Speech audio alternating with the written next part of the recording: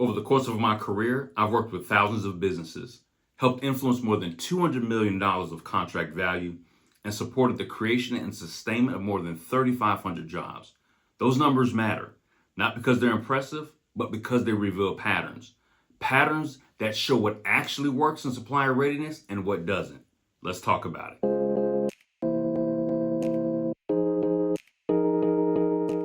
Most entrepreneurs experience a supply chain contracting or procurement process from one angle.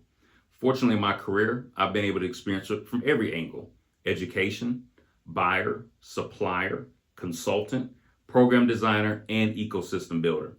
My name is Paul Wilson Jr., and this video isn't just my career story. It's a learning journey designed to help small businesses, entrepreneurs, and entrepreneur support organizations understand what it really takes to build scale-ready suppliers. I'm going to walk you through each phase of my career, and in each phase, point out the key lessons that you can apply as a business or organization. So if you're ready, let's go.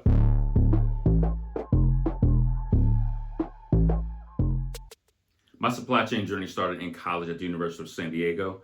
I was a business major with a focus on supply chain management. I was fortunate at the time that our professor also had written a textbook on supply chain management that was utilized in universities across the country. As a matter of fact, we had one of the very few supply chain management focus areas as a part of a degree program in the United States from a college standpoint at that time, as well as our professor would also lead a supply chain management conference every year. So we would have supply chain executives and leaders from major corporations around the country that would come to our campus every year for that conference. We got to interact with them. And so it was a great opportunity, not just to get exposed from an education standpoint, but I got exposed to practitioners and key decision makers early on to really understand how the supply chain worked within corporations. My education led me to an opportunity to come to Atlanta, where I worked for Southern companies, specifically for Georgia Power, as a buyer, and eventually moved up to senior buyer. So in that role, I bought everything from services, negotiated contracts, had to manage inventory, facilitated RFPs, anything that you can think of with the procurement process. I was responsible for that. So I had a great opportunity to take what I learned educationally, literally to apply it in the workplace. I managed complex sourcing decisions. I led cross-functional negotiation teams. I helped to implement early enterprise procurement systems. Also delivered more than $13 million in savings. So I was fully immersed in that world, and I actually enjoyed it. But of course, as we all do in different parts of our career, we look for new opportunities. And so one of the things that intrigued me that I was able to transition to was supplier diversity. And with the focus on creating more opportunities for women, small and minority-owned businesses. And so in my role in supplier diversity, my specific role was a supplier development consultant, working with small businesses, helping them navigate the procurement process. But in that role, I also developed a methodology around supplier development, because one of the things we understood is that all the suppliers we wanted to work with weren't ready to work with us. And so our goal was, how do we get them ready? Because we couldn't just give contracts away, although we had goals to reach from a supply diversity standpoint. So we worked closely with those businesses. So I got to know those businesses intimately, understanding their strengths, their weaknesses, and their gaps, and then designing programs, systems, and tools that they could implement to close those gaps, so now they could be more competitive for the contracting processes that we had. So ultimately, my goal is to strengthen supplier performance of those small businesses, expand the opportunities for small women and minority-owned businesses, but also even change the perception internally that this wasn't a set-aside program, but it was about business value. So everything that we were driven by as a team and that I was driven by individually is to make sure that my company understood that these businesses were going to deliver business value, because these were high-impact, high-quality suppliers that just needed some assistance navigating their way through that process. One of the key things in supplier diversity we had to battle against was the perception game, right? It's the perception that there's not enough diverse suppliers, the perception that these diverse suppliers aren't good enough, the perception that these diverse suppliers can't compete with either larger businesses or other businesses, the perception that these businesses don't fit within the supply chain of this large corporation. And one of the key things that about the utility industry that you may not know, may not be aware of, is that it's very capital intensive, very engineering intensive. in many ways a lot of manufactured goods and uniquely manufactured. So a large percentage of their procurement budget is dedicated toward those major projects. However, there's many opportunities for small and diverse suppliers to still navigate and add value to that supply chain. So my job was to find those areas of value and connect the dots with the suppliers who could actually fit within those supply chain needs. And one of the things that you need to really think about as an entrepreneur navigating through this contracting and procurement space is that you need to position yourself as a solution provider. Buyers and other decision makers within the supply chain or within an organization, they have a need. They have problems and issues that they need resolved. They have projects that they need to finish. And that's why they're going outside their organization to look for suppliers, right? And I even like to call them supply partners that can come in and provide the solutions that they need. Otherwise, they wouldn't be looking outside their organization to fulfill those needs. So as you think about and as you engage with buyers and with supply chain professionals and other organizational decision makers, how are you bringing value to that company? When you think about the services and products that you provide, what need are you connecting to, right? What solution are you bringing? So when you think about watching the news or reading a news report or reading a press clipping about a company, look for the problems that need to be solved. Look for the issues that need to be resolved, that your company, your product or service actually satisfies that need. And to me, that's one of the biggest gaps that a lot of small businesses and entrepreneurs, as they're engaged in this contracting process, that they don't really think about. They think about more, yes, I want to sell more of my stuff to this big company, this big logo that has a lot of money and to spend on me. But you need to flip that around and think more in regards to what problems do they have? What issues or challenges do they have? What opportunities are they trying to pursue? And how does your product or service help them accomplish that goal? Right? How does your product or service solve their pain point? How does your product or service reduce risk for them or reduce costs or make something more efficient? That's the mindset that you have to have in the space of contracting and procurement. Otherwise, you're just another vendor. You're just another supplier that they can kind of brush aside that's just looking for an opportunity, right? Every small business is looking for an opportunity, but not every small business presents themselves as a problem solver. Not every opportunity presents themselves as a solutions provider. That's the mindset that buyers embrace, right? That's the mindset that supply chain professionals embrace is, am I partnering with the company who's going to make my job easier? Am I partnering with the company who's going to make my life easier? Or is it just another vendor that actually could create more problems than they solve? So those are some things that you need to keep in mind as you're navigating through the contracting and procurement process. So 3 key lessons from this phase that I want you to take away are: buyers don't buy hustle. They buy confidence, capacity, and consistency. Certifications don't win contracts. Operational readiness does. Access without preparation creates frustration on both sides. And this next phase changed everything. You see, I didn't grow up around entrepreneurs, and so becoming an entrepreneur wasn't natural for me. But the more I interacted with entrepreneurs and small businesses, the more I became intrigued about providing my own unique products and services to the marketplace. And I was thinking to myself, if all the businesses I was helping to get into Southern Company supply chain, there had to be thousands of businesses across the country who were trying to get into other corporate supply chains that I could provide value to assist them in that process. So ultimately, I decided to resign from Georgia Power and start my own consulting business where I was providing supply chain and supply diversity solutions to major corporations across the United States. This wasn't academic work.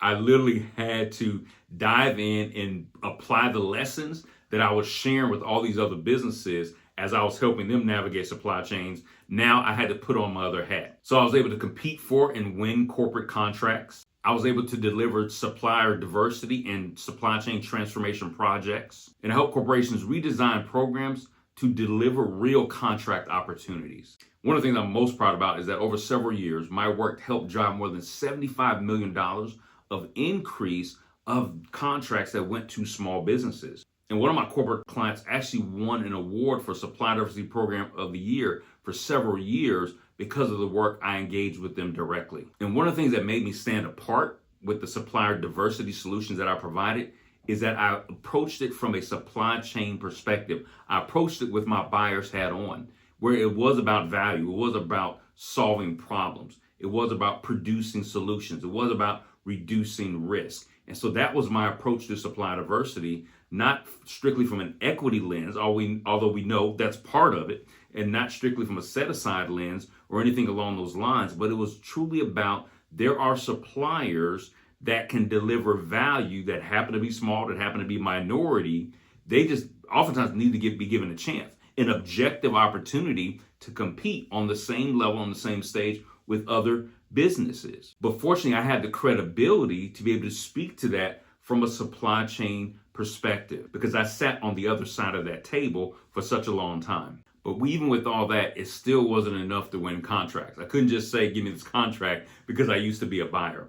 I still had to demonstrate my ability to deliver value, to understand what their goals were, to understand what their challenges were, to even understand what their constraints were, to understand the even political pressures that they may have been under, and sometimes even the political infighting that was going on that was hard to make certain decisions. The better I understood that, the better I could shape my solution to something that they could actually not only see as, yes, that sounds like a good idea, but let's move this forward to executing on a contract and bringing me in to deliver on the value that I said I could provide. The other thing is sometimes these contracting opportunities took time, several meetings, several conversations, sometimes even traveling out of state to that location to meet with key influencers and key decision makers to really demonstrate value. So it wasn't just about me saying it. I also had to be able to back it up with data, with impact, with referrals, with customer stories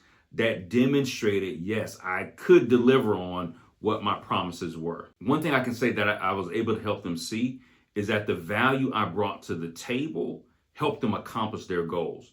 They could see themselves, and they could see themselves in the winner's circle, if you will, by deploying the solution. And I helped them to see, I'm here to partner with you. I'm not just a vendor for you to buy something from. I'm here to partner with you to help you reach your goals. And the more that they could see that, the more successful I was in closing deals. Another thing I was able to do is offer unsolicited proposals. So I wasn't always waiting around for the next RFP.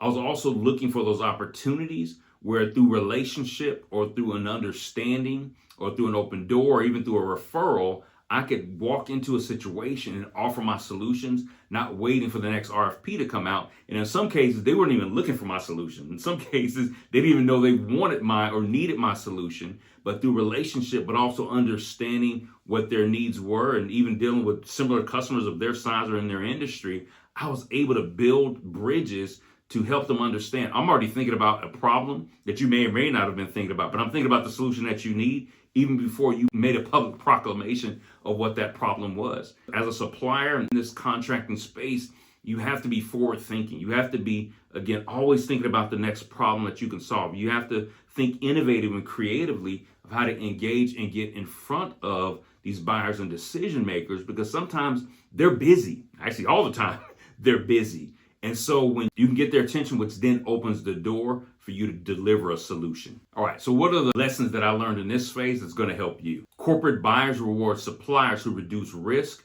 not just price. Winning the contract is only half of the job. Delivery protects and expands the relationship. Readiness must include post-award performance, not just pre-award preparation. Supplier development and readiness must be tied to real procurement pathways.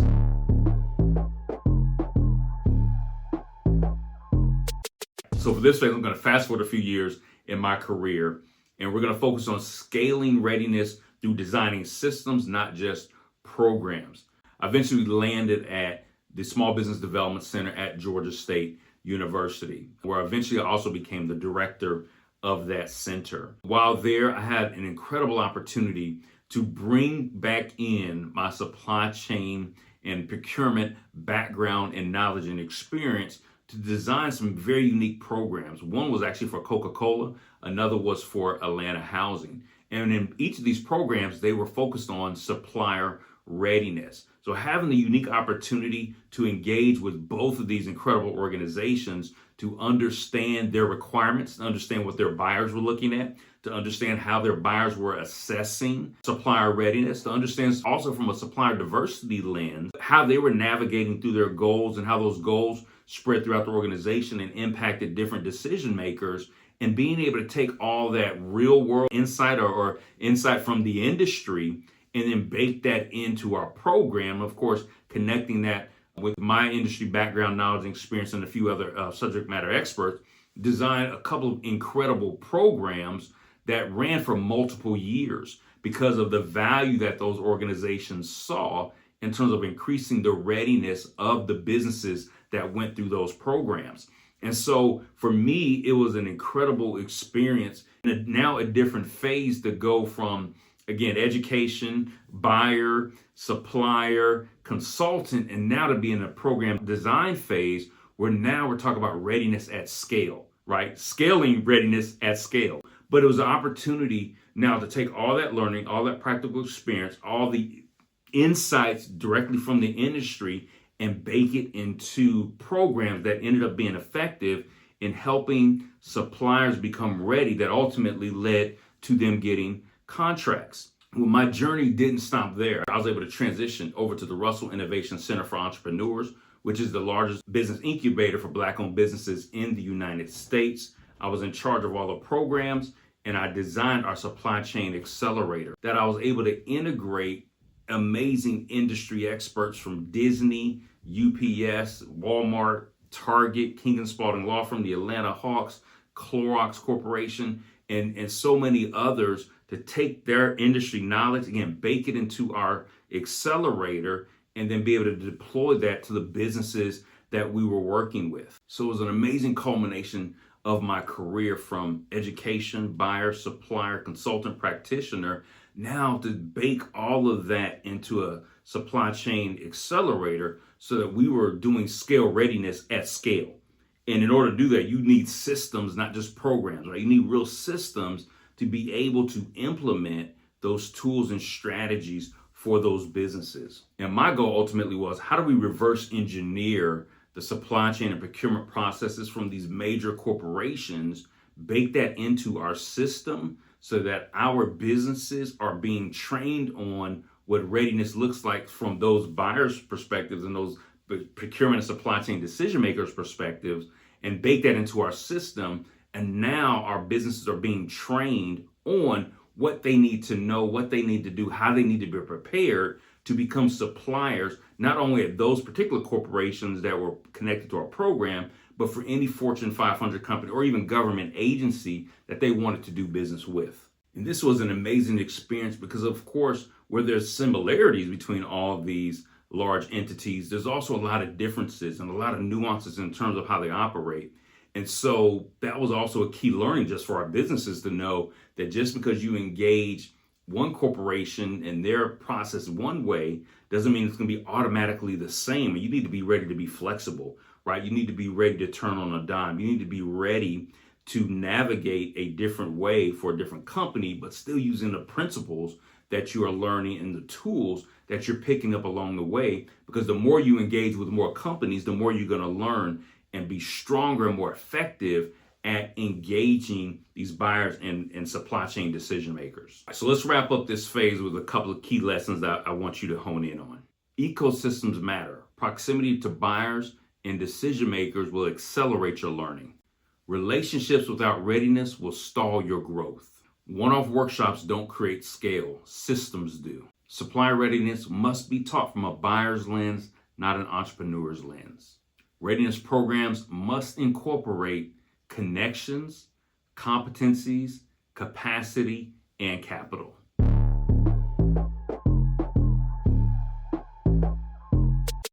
So as we've now entered phase 4 of my career journey at Paul Wilson Global Solutions, it's all about operationalizing readiness and how we take all of this experience and boil it down into solutions, resources, and tools into an ecosystem that's accessible for you as an entrepreneur or as an entrepreneur support organization. So all of these phases have led to the Scale Ready Supplier ecosystem, where I was able to consolidate 20 plus years of supplier readiness experiences into a clear, repeatable growth pathway, which includes the Scale Ready Supplier scorecard to diagnose gaps, the Scale Ready Supplier Playbook, which helps you build your strategic roadmap, and the Scale Ready Supplier Launchpad, which focuses on execution and accountability. So this ecosystem reflects my 360-degree view on buyer expectations, supplier realities, corporate risk tolerance, performance execution, and program scalability. All right, so let's wrap this phase up too with lessons you can apply directly if you're an entrepreneur or if you're an entrepreneur support organization. Scale readiness is not about size, it's about alignment in 4 key areas: connections, competencies, capacity, and capital. Readiness must be measurable, not subjective. Diagnostics create clarity, and clarity drives outcomes. Systems create confidence, and confidence wins contracts. As you can see, this journey wasn't just about my career. It's about you avoiding costly mistakes and building faster with intention to get in position to win big contracts. If you're a business owner ready to scale or an organization serious about building contract-ready suppliers, the path is clearer than ever. Let's stop guessing, let's start building, let's get scale ready. Hi, I'm Paul Wilson Jr., founder and CEO of Paul Wilson Global Solutions, and welcome to the Scale Ready Scorecard, your first step in scaling your business with clarity, confidence, and purpose. If you're here, it means you're serious about scaling your business, but not with guesswork, but by understanding exactly where you are and then what you need to grow. The Scale Ready Scorecard is a simple yet powerful assessment to help you uncover your organization's strengths and the areas that need particular attention so you can build a strategic plan that actually works. In just a few minutes, you'll get a customized report providing a detailed overview of your readiness and the most essential scaling drivers. Once your results are in, you'll instantly see where you're thriving, what may be holding you back, and practical steps you can take right now. So if you're ready to grow your business with intention, ready to make smarter decisions, and ready to scale with confidence, let's get started. Click the button below, take your scorecard, and let's turn your potential into progress. Thanks for being here, and welcome to your scaling journey.